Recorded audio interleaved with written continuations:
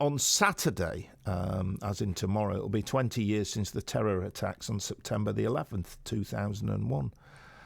2,977 people were killed with just under 6,000 injured. It's one of those days where you'll always remember where you were and what you were doing when you heard the news it happened in New York. It's an especially sad anniversary for Nora Jones, who lost two friends in the attacks on the World Trade Center in New York. Nora joins us on the programme. She's written a poem for the occasion. Nora, nice to talk to you. Thank you very much for your time. Tell us your story and what you feel about 9/11, 20 years on. Well, knowing Mike and Christine Egan personally, when they lived in Hull, because they were born and educated and worked in Hull, it was even more distressing to hear the news. And I found out because some students were here and said, "Turn on the television, something terrible's happened." So I did. And then I got a phone call from Chris Egan's oldest friend saying it's even worse because we think Chris and Mike were there, which they were. And the poem describes the tragedy, but makes a link between their hometown, which they were very proud of, and their lives in the USA and Canada. Did they work in the Twin Towers? Michael worked in the Twin Towers on the 104th floor, and Chris was over for a holiday, and she was looking after a nephew, and she hurt her knee playing with the nephew. She was supposed to go around his offices the 10th of September, and as fate would have it, she couldn't go and changed the day to the 11th of September. And so she was there when the plane struck. Mike got some of his colleagues out, but then the tower collapsed and Chris and Mike died, of course. And 2 years later, we had a ceremony in Hull, walking from St. Charles Church across to Queen's Gardens to the Peace Garden. And when the family came over from the USA and Canada, and speeches at a hotel in the town, where a colleague of Mike's from the States described how Michael got some of his staff out, but not surviving himself. So it was a very unselfish and brave thing to do, wasn't it?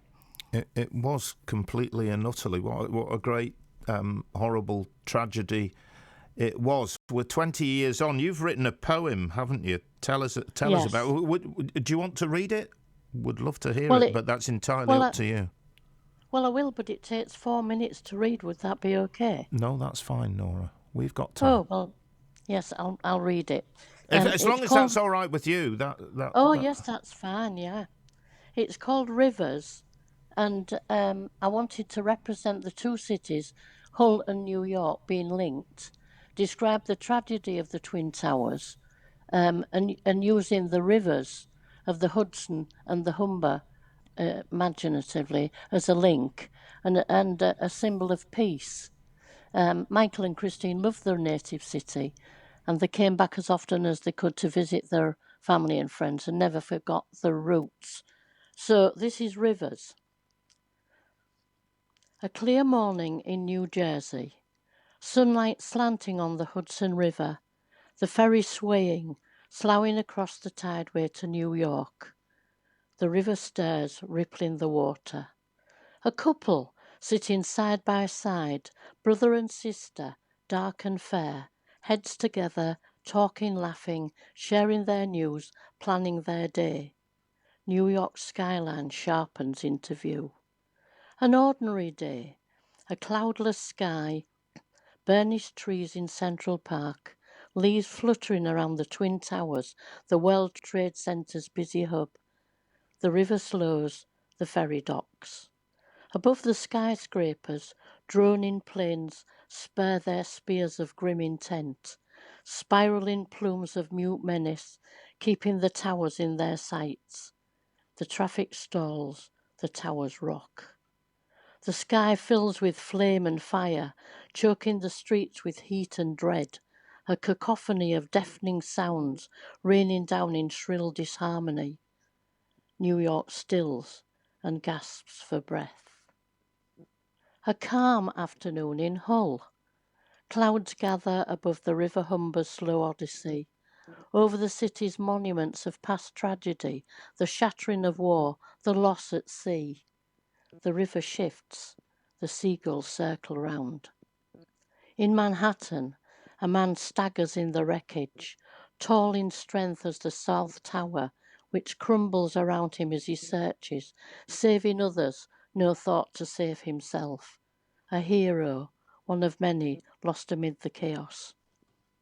His sister, guided by her brother's hands, joins those of different race and creed, and helps them as she's always done, as darkness falls around them all. Friends everywhere unite in whispered prayer. On the Hudson, the empty ferries drift, their scattered travellers awash with grief, without the smiling siblings missing now, whose happy morning journey ended here. A distant siren wails its plaintive cry. As evening light and hope wear thin, families, friends and strangers round the world watch and wait, hope and mourn their loved ones and those they'll never know. The rising flood tide swells into the storm. At dusk, in shaded streets of Hull, children play their age-old games, conkers, hopscotch, marbles, ball, innocent, carefree, rooted to home. Two shadows, dark and fair, play along. In New York, the black sky hides the void. In Toronto, rain weeps into the lakes. In New Jersey, waterfalls overflow. In Winnipeg, the roses droop and die. In Hull, leaf-scattered parks are forsaken. By night, the waters drift, stream, merge, carrying roots tangled in their wake, weave, coil, entwine and sail forwards on their voyage, holding fast. The waves climb higher, the seabirds soar. The swell of the ocean, surging and strong, carries two souls, dark and fair, away from storms, from terror, fear and pain, towards the Humber's wide tidal flow. The tall bridge spans the silent dawn. Above Hull's old town, green domes tower. Shadows of the docks, the pier, draw near. The city the pair had known and loved comes into view, welcoming them home. The timeless rivers sigh their tide of peace. This is Nora Jones, by the way. Lost two friends in the 9/11 attacks on the Twin Towers. Are you reading that? There's an event going on tomorrow, isn't there, at the Hull History Centre? Yes, I believe so. But no, I've recently come out of hospital. All right, I'm sorry to say. So you're sending the poem to the Hull History Centre, yes? Yes, it's been well distributed up to now. We sent for 200 copies after it was published, and the Central Library had 120, I believe, and 50 went to the Hull History Centre, so people can pick up a booklet if they go to the History Centre. Chris Egan's cousin is putting a display on the Memorial Garden outside the History Centre today. Right. So you can see that tomorrow as well. The booklet is all around the town, the library and the History Centre. Nora, it was beautifully done. Thank you very much for your time today. I'm sorry for your loss of your friends. Thanks for talking to us, Nora, and it was lovely. You look after yourself. Thank you, Burnsy. There you go. Bye-bye. Nora Jones on The Burnsy Show.